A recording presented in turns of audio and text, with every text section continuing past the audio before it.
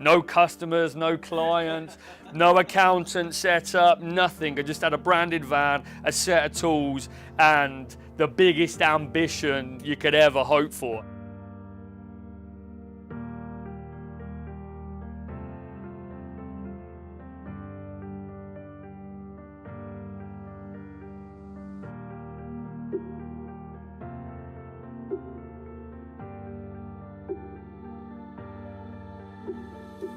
So I grew up in a working class family. My mum worked 3 jobs. My dad was an alcoholic and he didn't work at all. At a very young age, I decided that I wasn't ever going to live that life and pass that life on to my children, and so on and so forth. I had a very rich uncle who I used to see once or twice a year, and I saw a man that came in a suit, drove a brand new car, worked in a corporate job, was very respectable, walked into a room, had presence, and then I used to compare that to my dad, rightly or wrongly, and he was completely different. And I decided at a very early age, from about 4 years of age, that that's the guy that I wanted to be like, and I think that set me on the path throughout my whole childhood and then growing into a teen and so on and so forth. At 15 years of age, I'd gone off the rails. My mum and dad had split up, and I was finding it very, very hard at school. I was struggling with authority. I didn't like being told what to do. I couldn't understand how I was getting graded on subjects that I was no good at, you know, and being told I was no good when I knew I couldn't draw, so why you keep telling me that I'm no good at art? And I just didn't really get the whole school system. So eventually I was expelled, and actually, even though that was my rock bottom moment at that time, it was the best thing that ever happened to me. And I think that sometimes in life we need these big drastic moments to hit us hard to realise what we don't want moving forward. And I could have easily gone down a path that I didn't want to follow then, but I decided to go to work. I should have been in year 11, and I went and found a local plumber who was 25 in the village, who just started his own business. I said, look, can I come and work for you for a year for free to learn the trade, learn everything there is, and then at 16, if I'm good enough and I've shown you how hard I'll work, then put me through college. And that's exactly what happened. And I went to work for that whole year. I was the perfect employee, always turned up on time, worked my arse off, learned everything there was to learn from this guy. And by the time I was 16, I was already a year ahead of all of the other apprentices that were starting college. And I'd set myself on a great path. 18 years of age, I was a qualified plumber. By the time I was 19, I'd qualified as a gas engineer. I was earning 40 grand a year, and I'd really turned my life around. And then 3 years after, I hit 22, and I hadn't read a book for about probably 10 or 12 years at this point. And my mum got me Lord Sugar's autobiography for Christmas. And I sat there in between Christmas and New Year, and I picked it up and I thought, right, I'm going to have a go at this. I was a mad fan of The Apprentice at the time, and I started reading. And literally after the first and second page, I was hooked. And then I read this book back to back for 3 weeks solid, and it literally changed me. It changed my mindset, changed my DNA, it changed who I wanted to become. Because what I saw from that book at that point, and I was feeling very lost at the time because I felt like I'd done well becoming a gas engineer so soon and got to where I wanted to get to, but I felt I had so much more to give, but I didn't know where to go with it. It was like someone's holding me and I just need someone to show me a path. And this book just showed me a journey and a path to go. And I saw how Lord Sugar came from a council estate with zero money and had built this $1 billion or £1 billion empire, and I couldn't see in the journey anything that he had that I didn't have. I couldn't see any comparison. I couldn't see what was so special other than the fact that he'd worked incredibly hard and he'd got on with some fantastic products at the right time. But I thought I could map the journey. So it changed me that much that at the time, I literally 2 days later went online, went on Tesco's personal development loan, no, not personal development, home development loan. I took out £15,000 off the cuff, no business plan, no setup, and I was like, I'm just gonna start a business. So 2 days later, I had 15K in my bank. I quit my 40 grand a year job at the age of 22. I was living on my own. I had my own house. I didn't have I had a girlfriend, but no kids or nothing like that at the time, so fairly risk-free.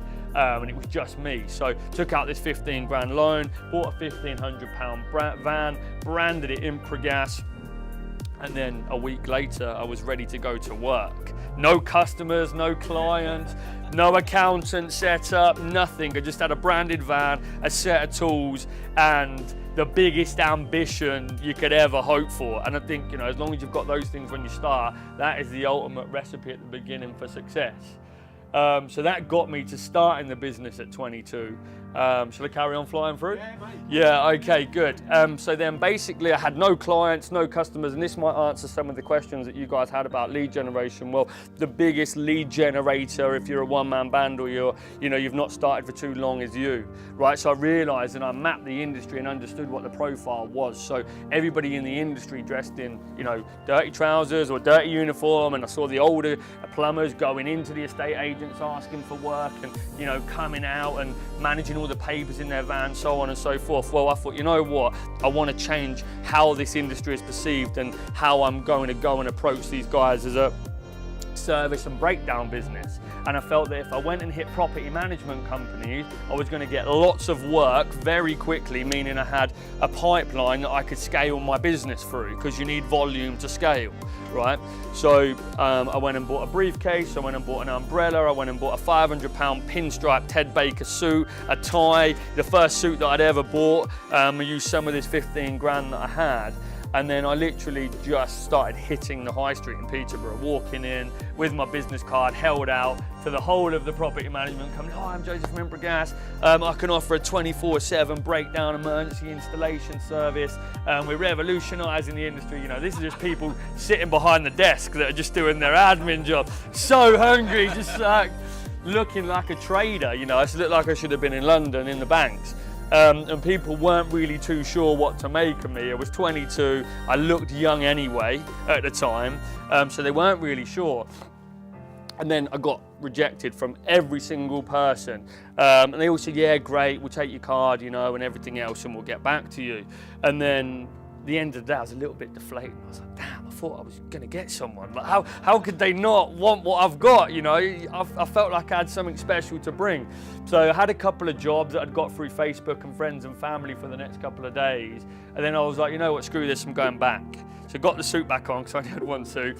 Got the suit back on, different tie, and then I went back to the estate agents at the end of the week and I said, hi, I'm back again. You know, has anything changed? Have you got any more work, or has anything come up? A couple of them said, no, it's only been like 4 days. We told you we would get back to you.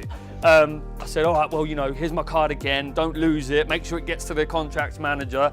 And then actually on that trip, I managed to sign 2 estate agents. Okay, and I got 600 houses on contract that Friday. They sent me 30 jobs that day, right? And then the next, in my inbox in the morning, was like boom, boom, boom with works orders. Breakdown boiler, leaky tap, you know, all of the stuff that these other contractors weren't getting around to do. I worked from 6 a.m. till 11 a.m. at night. I got all 30 done. Next day, another 30 jobs hit the inbox. And it was non-stop, and I couldn't believe what I'd opened up here. And it was absolutely amazing, and my customer service just, you know, was incredible. I did whatever I could. I broke my back in those first couple of years. Within the first week of those contracts, I took on an apprentice. Within the first month, I employed my first plumber. I wasn't expecting any of this, by the way. You know, it just happened, and the demand was there. And I think you said about when you bring on people, when's the right time? Well, I think you need to have vision and belief that it's not just a one-off influx of custom. You need to be able to see foresight in the volume. With experience, you'll be able to map back the years and see the trends, so you know when are the right trigger points and times to bring people on. But it just developed from there, and then all of the estate agents started to hear, who's this guy that will go out 7 days a week on a Sunday night, whatever time, and they all wanted a piece of me, because they're all sick of chasing down these contractors that were lazy, didn't get back to them, and everything else. And then I was prepared to do whatever it took to make sure the job got done. And then I blew up the business. By the age of 25, we were contracting for about 3,000 homes in the whole of Cambridgeshire.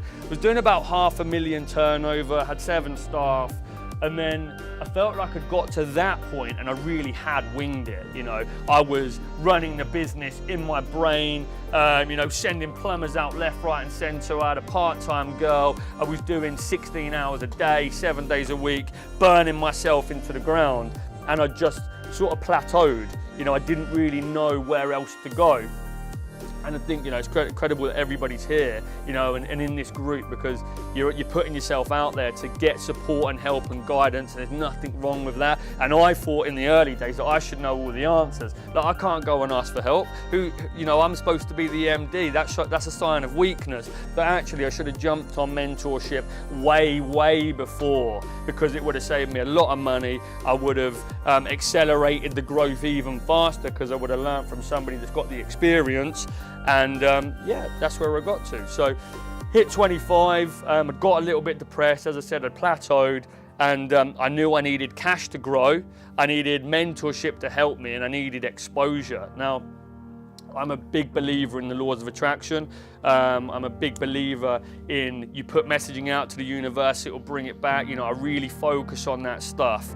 And I knew when I read Lord Sugar's book in the early days that it changed me that much that one day I was going to meet him, right? And there's tweets that go back to 2013 where I was sending him messages on Twitter because some of the papers picked him up saying, oh, great meeting Lord Sugar, can't wait to work together. And this was 2 or 3 years before The Apprentice. So I believe that I was planning it out and it was my destiny, Some people laugh at that, you believe it or don't believe it, it happened anyway, right? So I then went on, came in one January night, and it was January the 9th, it was 9 o'clock, I was pretty depressed, as I said, and it was the final call. I put my Facebook on, final call for The Apprentice, and 24 hours to go.